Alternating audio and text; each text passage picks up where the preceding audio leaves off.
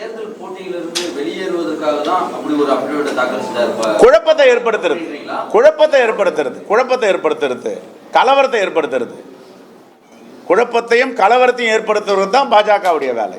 அது இந்த வேட்புமனு தாக்கல்லையே எல்லோரும் புரிஞ்சிருக்காங்க. இன்னைக்கு சோசியல் மீடியாலாம் வருது. எவ்வளோ பெரிய கிரிமினல் புத்தி இது! எதை திசை திருப்புவதற்கு இந்த வேலையை பண்ணியிருக்கீங்க?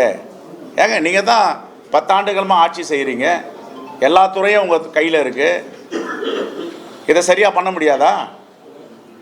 கலவரத்தை ஏற்படுத்துவதற்காக, அரசியலை திசை திருப்புவதற்காகவும், குழப்பத்தை ஏற்படுத்துவதற்காகவும் அண்ணாமலை இப்படிப்பட்ட வேலையை செய்திருக்கிறார். நீங்கள் பத்திரிகையாளர்லாம் கேளுங்க. ஒரு சுயேட்சை வேட்பாளர் சரியான முறையில் வேட்புமனு தாக்கல் பண்ணுறாங்களே, இந்த நாட்டையே ஆண்டு கொண்டு இருக்கிறீர்கள் 9.25 ஆண்டுகளா. ஒரு வேட்புமனு கூட சரியான முறையில் உங்களால் தாக்கல் செய்ய முடியவில்லை என்றால் மக்களுக்கு நீங்கள் என்ன நல்லதை செய்ய முடியும்னு கேளுங்க. நன்றி.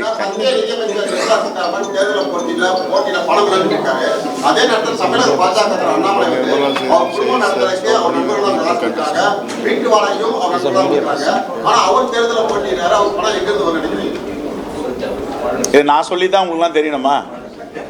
தேர்தல் நன்கொடை பத்திரமே அதுக்கு சாட்சி இல்லையா? காலையில் அமலாக்கத்துறை போகும், மதிய சிபிஐ போகும், மாலை ஐடி போகும், இரவுக்குள்ளே தேர்தல் பத்திரம் நன்கொடை போயிடும் பாஜக அக்கௌண்ட்டுக்கு. முன்னாடி 3 போகும், கடைசியாக பாஜக அக்கௌண்ட்டுக்கு பணம் வந்துடும். இதை நானா சொல்கிறேன்? பத்திரிகைகள் நீங்கள் தான் எழுதுறீங்க, ஊடகங்கள் தான் சொல்லுது. எந்தெந்த கம்பெனிகள் அமலாக்கத்துறை ஐடி எல்லாம் ஆய்வு செஞ்சுருக்கு, ரைடு பண்ணியிருக்காங்க, சோதனைக்கு பிறகு பாஜகவுடைய அக்கௌண்ட்டில் தேர்தல் நன்கொடை பத்திரமாக பணம் வந்திருக்கு அப்படின்ட்டு. அங்கே அவங்க தமிழ்நாட்டில் அவருடைய சகாக்கள் இருக்காங்க, ஒரு மாவட்டத்துக்கும் 10 பேரை வச்சுருக்காரு. எல்லாம் மிரட்டல் தான், உருட்டல் தான். அவங்களுக்கு பணம் ஒன்றும் பிரச்சனை கிடையாது. அதில் சமூக நீதி அடிப்படையில் பிரச்சனை இருக்குது. வாய் திறக்க மாட்டாங்களே, பேச வேண்டியது தானே. முருகனும் தமிழிசை சவுந்தரராஜனும் போட்டியிடணும். சென்னையில் பிறந்த ஜெய்சங்கரும் திருச்சியில் பிறந்த அம்மையாரும் போட்டியிட மாட்டாங்க. இதில் எவ்வளோ பெரிய சமூக நீதி அரசியல் இருக்குது.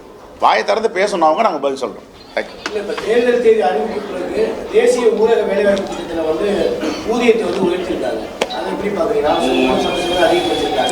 4 மாதங்களாக ஊதியமே கொடுக்கல. நான் ஒரு சட்டமன்ற உறுப்பினர். என்னோட தொகுதியில் எல்லா கிராமத்திலையும் சொல்கிறாங்க, 4 மாதங்களாக மகாத்மா காந்தி வேலை வாய்ப்பு ஊரக உறுதி திட்டத்தில் பணம் செலுத்தவில்லை. 100 நாள் வேலைக்கு பணம் போல. இப்போ எப்படி கேஸ் சிலிண்டர் 100 ரூபாய் குறைச்சாரோ அது மாதிரி இதில் ஏற்றுறாங்க. இதை முழுக்க அரசியல்.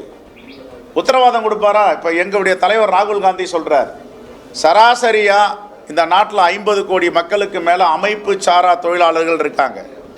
இந்த அமைப்பு சாரா தொழிலாளர்களுக்கு 176 ரூபாய் தான் சராசரியான சம்பளம்.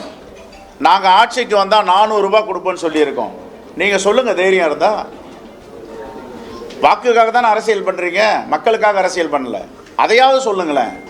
சொல்கிறதுக்கு மனசு வராது. அரவிந்த் கெஜ்ரிவாலுடைய கைது இந்தியா கூட்டணியுடைய வெற்றி எத்தனை சதவீதம் குறைவதற்கான வாய்ப்புகள்? இந்தியா கூட்டணியுடைய வெற்றியை உயர்த்தும். இப்படிப்பட்ட பாசிச வேலைகளை யார் செய்வார்கள் இந்த உலகத்தில்?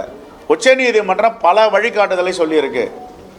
டிகே பாசு தீர்ப்பாகட்டும், கிருஷ்ணகிரி தீர்ப்பாகட்டும், எல்லா தீர்ப்புலையும் என்ன சொல்கிறாங்கன்னா, ஒரு கைது பண்ணும் போது பல முறை யோசிக்கணும், தேவையா அந்த கைது. எக்ஸ்பிரஸ் எஃப்ஐஆர்ன்றாங்க. கைது செய்து விசாரணை நடத்தி தான் இந்த புலன் விசாரணை மேற்கொள்ள முடியும்னா கைது பண்ணணும். இந்த வழக்கு அப்படி கிடையாது. எல்லாம் டாக்குமெண்ட் எவிடன்ஸ். நீங்கள் இவங்க மேலே குற்றப்பத்திரிகை தாக்கல் செஞ்சு நீதிமன்றத்தில் வழக்கை நடத்தி தண்டனை வாங்கிதாங்க. அதுதான் திறமையான நிர்வாகம்.